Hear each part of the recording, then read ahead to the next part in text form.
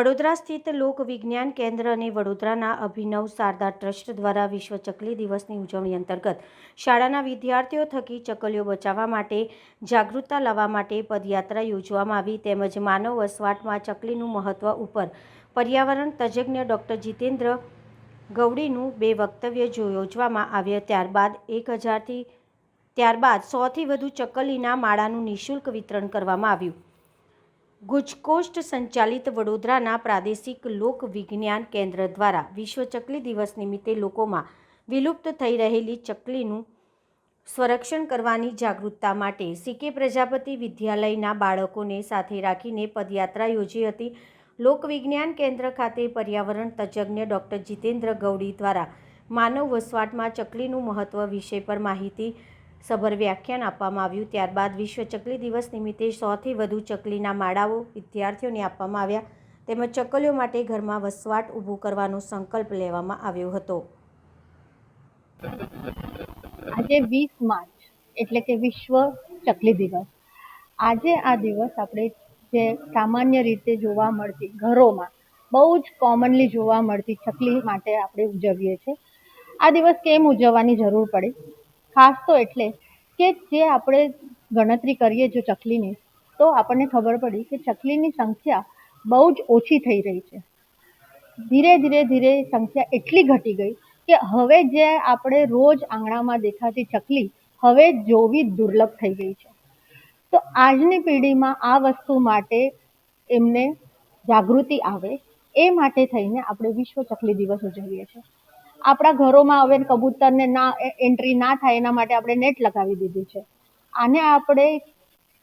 આનાથી જે દુરુપયોગ થયો છે કે જે બાલ્કની હતી જે આપણા ઘરોમાં ફોટોગ્રાફની પાછળ ચકલીઓ માળા કરતી હતી એ થવાનું બંધ થઈ ગયું છે।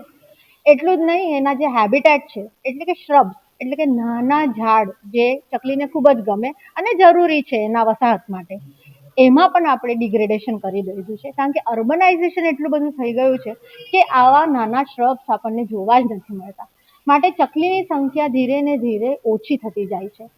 આ દિવસ નિમિત્તે આપણે જો જાગૃતિ લાવી શકીએ કે ચકલીનું હોવું જરૂરી છે અને એક નાનો એવો પ્રયાસ લોક વિજ્ઞાન કેન્દ્ર દ્વારા કરવામાં આવ્યો છે કે આપણે ચકલીના માળા ડિસ્ટ્રીબ્યુટ કરીએ। આ જે માળા ડિસ્ટ્રીબ્યુશનનું છે આ સમય એકદમ એના માટે પ્રોપર છે। કેમ? કારણ કે હવે ચકલી માળા બનાવવાનું શરૂ કરશે। આપણે ઘરોમાં તો જગ્યા રાખી નથી એમને માળો બનાવવા માટે, એટલે આ માળા જ્યારે છોકરાઓ વિદ્યાર્થીઓ પોતાના ઘરની બહાર રાખશે ચકલી એને એક્સેપ્ટ કરશે। ગુજરાત કાઉન્સિલ સાયન્સ એન્ડ ટેકનોલોજીનું માન્યતા પ્રાપ્ત લોક વિજ્ઞાન કેન્દ્ર વડોદરા દ્વારા દર વર્ષની જેમ આ વર્ષે પણ અમે વિશ્વ ચકલી દિવસની ઉજવણી કરવામાં આવી છે। આ ચકલી દિવસની ઉજવણી કરવાનું મૂળભૂત કારણ કે આપણે એને એક નાનું પક્ષી માની બેઠા છીએ। એ એક નાનું પક્ષી નથી પણ પરિસર તંત્રમાં આપણા પર્યાવરણમાં એનું બહુ જ મહત્વની ભૂમિકા છે। એનો ખોરાક કીટકો છે એ આપણે જાણતા નથી, એટલે આપણે એનું દિન પ્રતિદિન જે પ્રિવેન્શન કરવું જરૂરી બન્યું છે એ આપણે ભૂલી ગયા છીએ।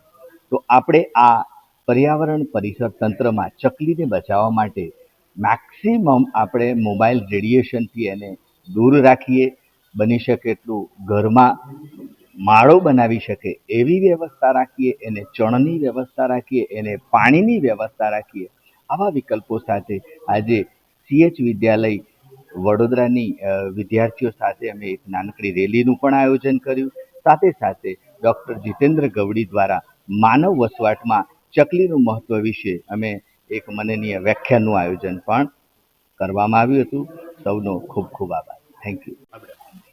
આજે વિશ્વ ચકલી દિવસ છે, જેની ઉજવણી કરવા માટે અમે વિજ્ઞાન કેન્દ્રમાં આવ્યા અને ત્યાં ડૉક્ટર ગૌલી જે છે એમને અમને એમનું ચકલી પ્રત્યેનું આજે જે વિશ્વ ચકલી દિન છે તેના પ્રત્યેનું અમને વક્તવ્ય આપ્યું છે અને તે વક્તવ્ય સાંભળીને અમને ઘણું જ્ઞાન મળ્યું છે અને તેમને નિઃશુલ્ક માળાનું વિતરણ પણ કર્યા છે, જે અમે વિદ્યાર્થીઓ ઘરે જઈને તે માળા લગાવીને ચકલીઓ મૃત્યુ ઓછી પામે તેવું કરવા માટેના પ્રયત્નો કરીએ છીએ।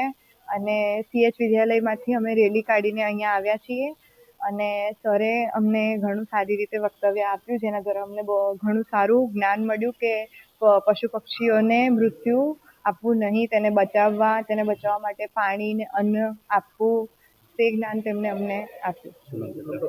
મારું નામ સોલંકી માસી.